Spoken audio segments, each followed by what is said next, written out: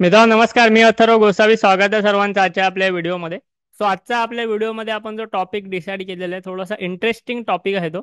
आजच्या आपल्या ह्या टॉपिकमध्ये आपण शिकणार आहोत की शेअर मार्केटमध्ये किंवा इन्व्हेस्टिंगचा 3 टाइम्स रूल काय आहे. 3 टाइम्स रूल म्हणजे तुम्ही जेवढी अमाऊंट इन्व्हेस्टमेंट करणार आहात त्याच्या 3 टाइम्स म्हणजे 3 पट रिटर्न्स तुम्ही कशा प्रकारे एक्सपेक्ट करू शकता किंवा कशा प्रकारे मिळवू शकता. हा रूल काय सांगतो ते आपण आजच्या संपूर्ण व्हिडिओमध्ये बघणार आहोत. प्रॅक्टिकल एक्झाम्पल्स बघणार आहोत, इन्व्हेस्टमेंटच्या स्ट्रॅटेजीज बघणार आहोत, कशा प्रकारे आपण आपली इन्व्हेस्टमेंट प्लॅन केली पाहिजे हे बघणार आहोत.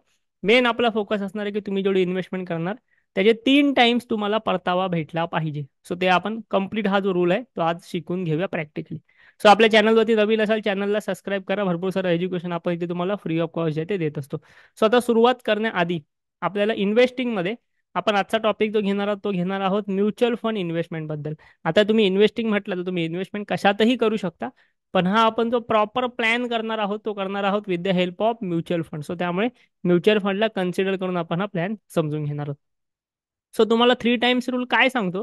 3 टाइम्स रूल तुम्हाला इन्व्हेस्टिंगचा एक्झॅक्ट हेच सांगतो की तुम्ही जेवढी अमाऊंट जी आहे ती इन्व्हेस्ट करणार आहात, जेवढी अमाऊंट तुम्ही कंटिन्यू इन्व्हेस्ट करणार आहात, काही वर्षानंतर तुम्हाला जेव्हा त्याचे रिटर्न्स येतील ते तुम्ही केलेल्या इन्व्हेस्ट केलेल्या अमाऊंटच्या 3 पट 3 टाइम्स आले पाहिजेत. हे प्रॅक्टिकली शक्य आहे. तुम्हाला कदाचित ऐकायला अशक्य वाटेल, प्रॅक्टिकली शक्य आहे. ते आपण आता बघून घेऊया. त्यासाठी एक्झाम्पल म्हणजे फॉर एक्झाम्पल आपण असं म्हणूया की आज मी एक 5,000 रुपयाच्या आसपास, आता मला असं वाटतं की 5,000 रुपये आपण इन्व्हेस्टमेंट दर महिना बरीचशी लोक करत असतील किंवा करू शकतात. आपण त्याचं एक्झाम्पल घेऊया की 5,000 रुपयाच्या आसपास आपण दर महिन्याला आपली इन्व्हेस्टमेंटला सुरुवात करतोय. आणि ह्याच्यामध्ये आपल्याला मिनिमम कालावधी देतो ऍक्च्युली 15 वर्ष ठेवावा लागेल आणि आपण 12% रिटर्न एक्सपेक्ट करू. आता ह्याच्यामध्ये एक गोष्ट लक्षात घ्या, तुम्ही इन्व्हेस्टमेंट किती करता आहात? 5,000 रुपये प्रति महिना. 15 वर्षासाठी 12% रिटर्न कन्सिडर करून तुमची अमाऊंट टोटल बनत आहे 25 लाख रुपये. Okay, with the help of SIP 15 वर्षात तुमचे 25 लाख रुपये बनत आहेत. आता हेच 25 लाख त्यानंतर तुम्ही एस डब्ल्यू पी म्हणजे काय याबद्दल मी बरेचसे व्हिडिओ आधी बनवले. SWP म्हणजे काय? SWP म्हणजे systematic withdrawal plan.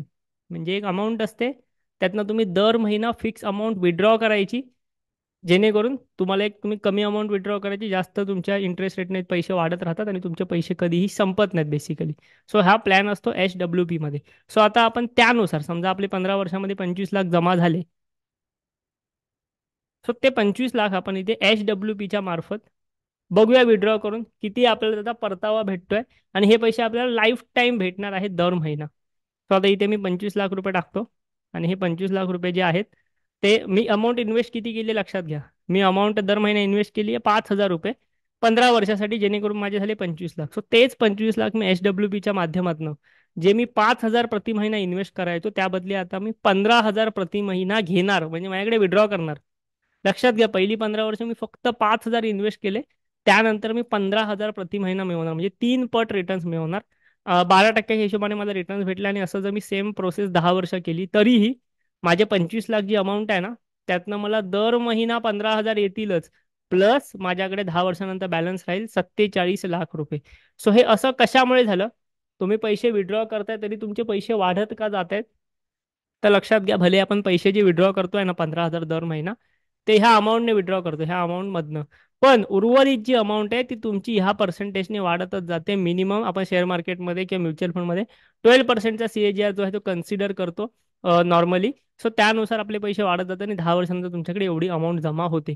Same the process तुम्ही 20 वर्ष केलात पुढची, तर 20 वर्ष तुम्हाला दर महिना 15,000 तर येणारच, प्लस त्या 20 वर्षानंतर तुमच्याकडे 1,22,00,000 रुपये जमा राहतील.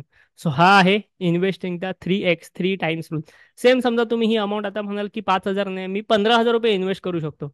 एखादा व्यक्ती बोलेल मी 15,000 रुपये इन्व्हेस्ट करेल म्युच्युअल फंडच्या माध्यमातून. सेम 15 वर्षासाठी 12% तुमची अमाऊंट होते आहे 75 लाख.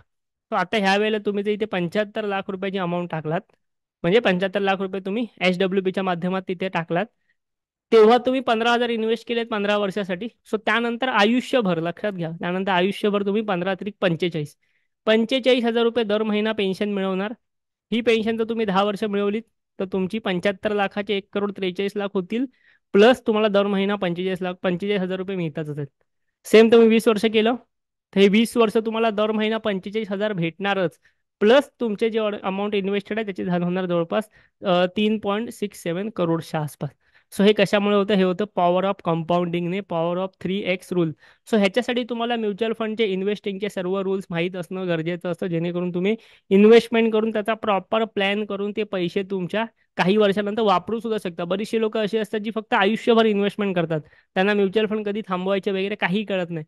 सो तुम्ही फक्त 15 वर्ष इन्व्हेस्टमेंट करून सुद्धा लाईफ टाईम इन्कम कमवू शकता. तुम्ही जर 25 वर्षाचे असाल तर पुढची 15 वर्ष म्हणजे वयाच्या 40व्या वर्षापर्यंत इन्व्हेस्टमेंट करून तुम्ही नंतर लाईफ टाईम इन्कम कमवू शकता. तुम्ही जर 30 वर्षाचे असाल, 35 वर्षाचे असाल, पुढची 15 वर्ष फक्त तुम्हाला इन्व्हेस्टमेंट करायची आहे.